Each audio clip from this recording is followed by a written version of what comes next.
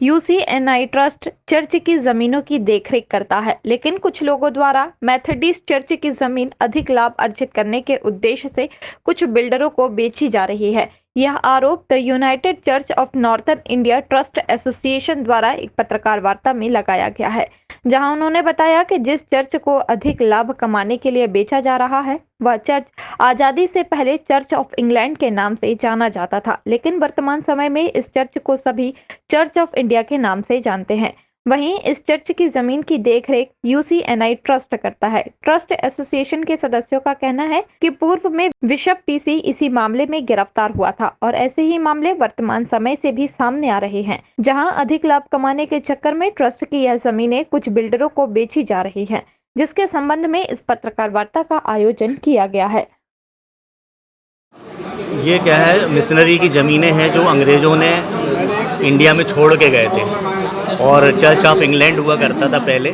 अब उसको जो ज़मीनें छोड़ी तब चर्च ऑफ इंडिया के नाम से उसको कर दिया गया, जिसकी सारी संपत्तियां जो है वो हमारा यूसीएनआई ट्रस्ट एसोसिएशन ज़मीनों की देखरेख करता है, संभालता है उसको। इसकी अनुमति के बिना कोई भी ज़मीन बेची नहीं जा सकती, परंतु यहाँ पे जो देख रेख करने वाले लोग थे जिनके का दायित्व था कि वो समाज का काम करें, प्रचार प्रसार करें और अपने सदस्यों की देखभाल करें और उनके जीवन यापन की व्यवस्थाओं को देखें, उन्होंने मौक़ों का फ़ायदा उठाते हुए सब चीज़ों को निजी रूप से इस्तेमाल करने लगे और नाम परिवर्तन करके अपना नाम खसरों में चढ़वा लिए और उसको अन्य लोगों को, बिल्डरों को अच्छा माल कमाने के लिए बेचने लगे और बेच डाली और फर्जी नामांतरण करा के, रजिस्ट्रियाँ बना के, जो दस्तावेज जहाँ पे भी उनको बनाने थे वो बना करके उन्होंने किया।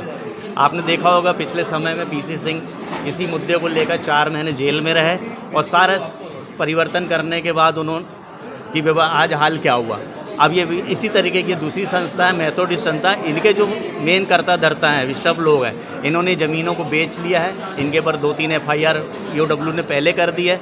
अब हाई कोर्ट ने ऑर्डर किया है कि और भी जो संपत्तियां हैं जिनके लिए हम लोग हाई कोर्ट गए थे उनने जांच का आदेश दिया। शासन से हम चाहते हैं कि जो भी इन्होंने घोटाले किए हैं, फर्जी दस्तावेज तैयार करके जो रजिस्ट्रियाँ कराई हैं, खसरे में नाम चढ़वाए हैं, ये वापस होना चाहिए और ये फर्जीवाड़ा करने के लिए इनके ऊपर मुकदमे दर्ज होना चाहिए और इनको जेल से इसमें कई बिल्डर शामिल हैं। अभी तो खुलासा जो हुआ है, अभी 4-5 बिल्डर्स का नाम आए हैं जिसको हमने पूरा अभी प्रेस नोट में आपको दिया है।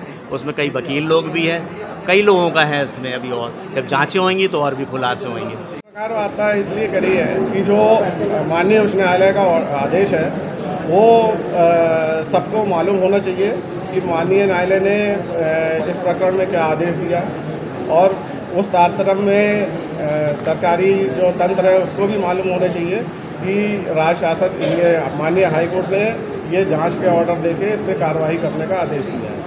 क्या था किस चीज़ का आदेश?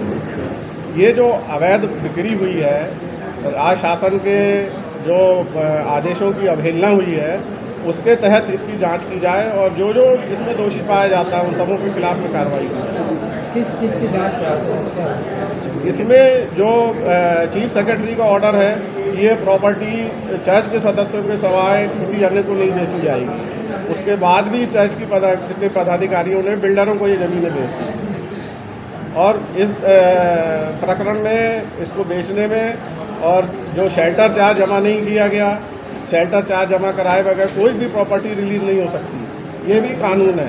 तो बगैर पैसा जमा कराए इन लोगों ने ज़मीनें कैसे छोड़ दी और जो ज़मीनें छोड़ी गई थी उसको चर्च के सदस्यों को ही देना था, उसको इन लोगों ने दूसरे लोगों को कैसे बेचा? हम इसकी जांच करवाना चाहते हैं। पर कितनी ज़मीन थी चर्च की जो बेची गई? चर्च की करीब 7-8 एकड़ ज़मीन जो थी वो बाहरी लोगों को बेची गई है।